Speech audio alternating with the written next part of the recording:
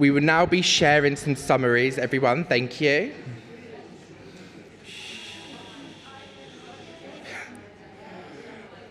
Oh, there's some rowdy tables at the back. Shh.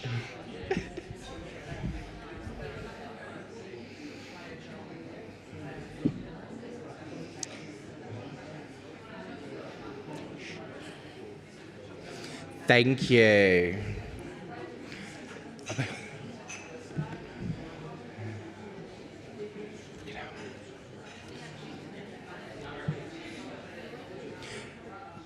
April's table.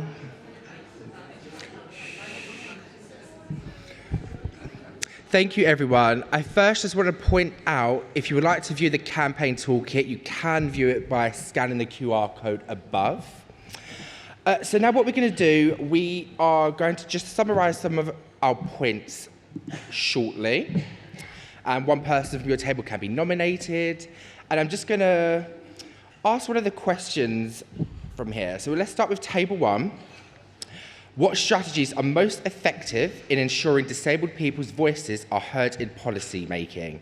What challenges remain? Who had that question?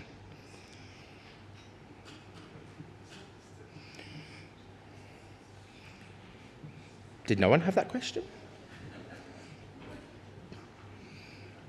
No? Okay.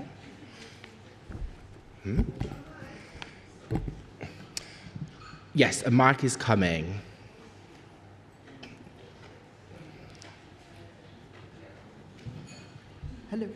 Hello, thank you, Sam. There was only 2 of us in room 1, so it's a new member of staff, so we actually had a lovely chat, and it was really nice to find out how she's getting on in Inclusion Scotland. So I'm afraid we don't really have anything to report. That's okay.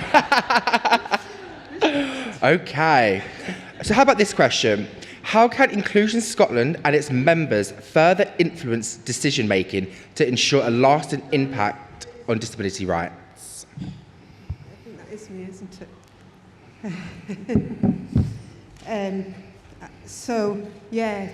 What can we do? So we were talking about particular actions and also approaches.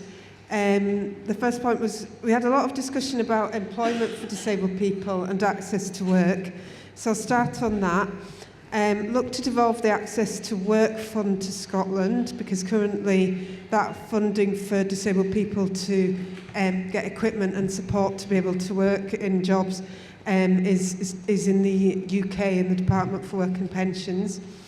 Closer working with the unions, for example, about access. So one of the members of the group was a member of the Scottish Artists Union. I'm doing the employment bit first. An awareness campaign on the Access to a Work Fund. There was discussion about how the Disability Confidence Scheme isn't working, and there's a request for us to ask a question about how many disability confident organisations actually hire disabled people. And 2 organisations, I was told, think that they are exempt from the Equality Act, and that's housing associations and Network Rail. So other things that we're saying, acknowledging the gravity of the issues facing disabled people and not pretending that this isn't eugenicism, that this is a real attack on disabled people from every quarter. And I think that we do that. We did that in our campaign this year, but it needs to be got out there. There was a small discussion about the National Care Service Bill, about challenging COSLA through a long-term plan of making sure that there are disabled counsellors, there are counsellors who need social care support in those council roles, and that can be done through the Access to Elected Office Fund, which I'll talk about later. Someone said we need clarity about services to support disabled people into work. That was the work discussion, because Fair Start has been devolved to the No One Left Behind Fund, and we're not sure how successful that's been. And, you know, people are having a lot of barriers to work in this group. Someone said they want to know from Inclusion Scotland who these policymakers are that are making these decisions about our lives and about the services that disabled people receive. So that's something that our policy and research team could do for our members. And a key point is to change the narrative of disability from one of cost to one of investment. And the example there given was the Independent Living Fund did a study of the impact of the funding on the individual, and they found that the social return of every £1 they generated was £13 within the community. So invest in disabled people's services so that disabled people can contribute. Thank you. Thank you, Pauline. So next question, let's summarise. How can we expand opportunities for disabled people to become decision makers in all areas of society? Which table had that question? No one? Oh, I'm doing a terrible job of choosing, aren't I? Okay, how can we ensure that disabled people have equal access to employment opportunities beyond structured programs like We Can Work? And I think that was Granya's table. Hello. We had an interesting discussion about the barriers to employment that we've all kind of experienced in different ways. A lot of talk about kind of the attitudes of employers, that even when you have experience, you're not given chances because of people's attitudes. We also had a discussion about whether the Disability Confidence Scheme is working or not, and there's kind of mixed opinions about that. Like, you're not actually sure the outcome of it, because if you don't get a job, then having a guaranteed interview or commitment to disability equality doesn't really make a difference to you as an individual. We talked about how often accommodations are seen by employers as expensive and maybe not worthwhile, and that even when schemes like Access to Work exist, there's a fear, especially from small employers, about having to give the money out before getting it back, because obviously if you apply for whatever type of accommodation you need, the employer needs to pay for that and then they are reimbursed. And maybe for smaller organisations with less budget, that will be an issue. We also talked about, because someone on our table, Jenny, who's on our board, has experience of working in EDI within a university, has a very good attitude to equality and employment, but perhaps there's different perspectives between the public and the private sector, and that needs to be bridged. We talked about some solutions. We said to take the burden off of disabled people.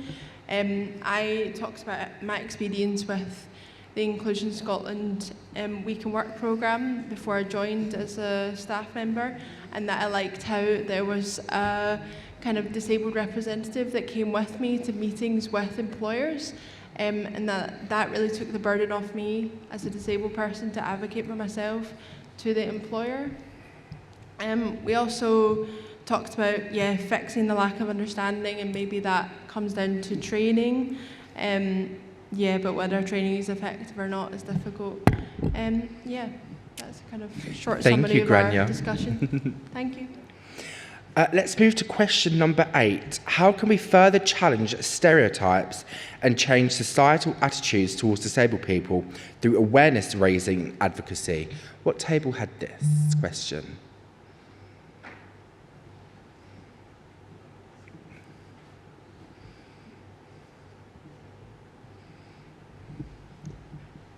Hi. Well, we spoke, sometimes it's quite good to go narrow before you go wide, and so we pretty much spoke for probably about 20 minutes about parking. But it was one of those things that started as a theme, and then everybody had something to say about it. So I guess what we were looking at is all the different stories behind it, and what we can do to raise awareness about that. So there were some people with invisible disabilities as well as visible disabilities, and them talking about their own stories. And then we just talked about how can we get people to understand what's going on there just within parking.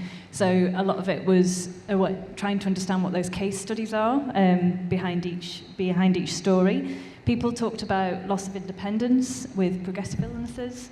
We talked about people, so within parking, we had situations like people taking those spaces, and then also not enough parking. We talked about in learning disability.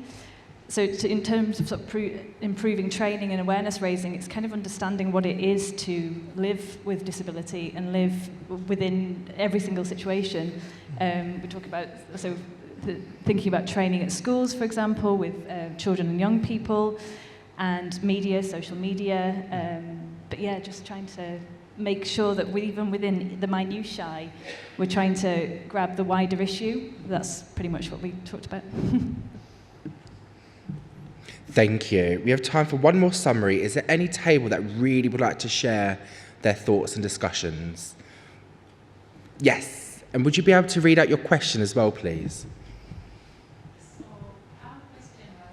So our question was, how can we create stronger connections between disabled individuals, DPOs, and decision makers to ensure that disabled people's voices are always central to policy and practice? And I'll just hand over to Suzanne to give us a feedback. Hi, thank you. So it's slight biased. I work in theatre, and we are just sort of beginning to scratch the surface, realising that, especially if you're learning disabled in Scotland and you want to train within the performing arts, the same could be said, I guess, for sports, but you want to train within the performing arts and you're learning disabled, you want to train with your peers in a supported environment. Currently in Scotland, you can't do that at all. You can in England, Wales, Northern Ireland, but you can't do it in Scotland, and so that's what Cutting Edge Theatre is working on. And we are striving to see equal access for disabled people to performing arts as audience members, participants, and professionals. And so that question for me, I kind of had to say, we're a step even before that, because what we need to do is find the people. So we're just about to undertake a mapping project and find out what provision there is out there in Scotland. Very little. We do know that there's very little. Where's your local drama group? Where, you know, how can, if you're in Knocknamuckty, where are you going to get to access drama? So for us, it was kind of that looking before the stronger connection. We have to find the people.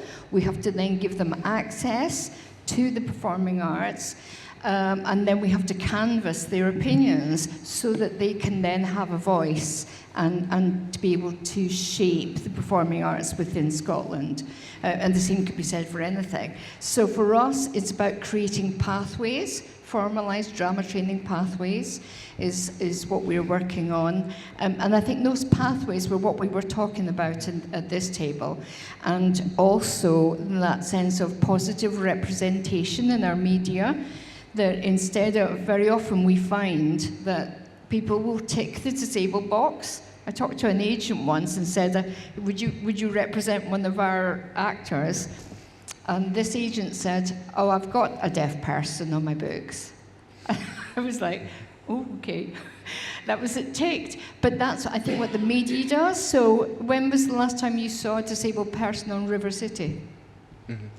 When was the last time you saw that on Scottish television adverts? So we need to see, I think we were really looking at that equal access, those formalised pathways or those informal pathways, and that breaking down that negative representation to becoming positive representation so that actually it's just representative of society. Anything else? Thank you. Thank you very much. We're about to head into our lunch break now. There's a couple of notes that I've been asked to share. Number one, if you have any reimbursement of travel expenses, please see Emily and Amanda. And another thing to note, once you leave your chairs, please make sure that you tuck them in just so we have easy access for any of our wheelchair users. Lunch will be from now until 1:30, and then we will resume the event. Thank you.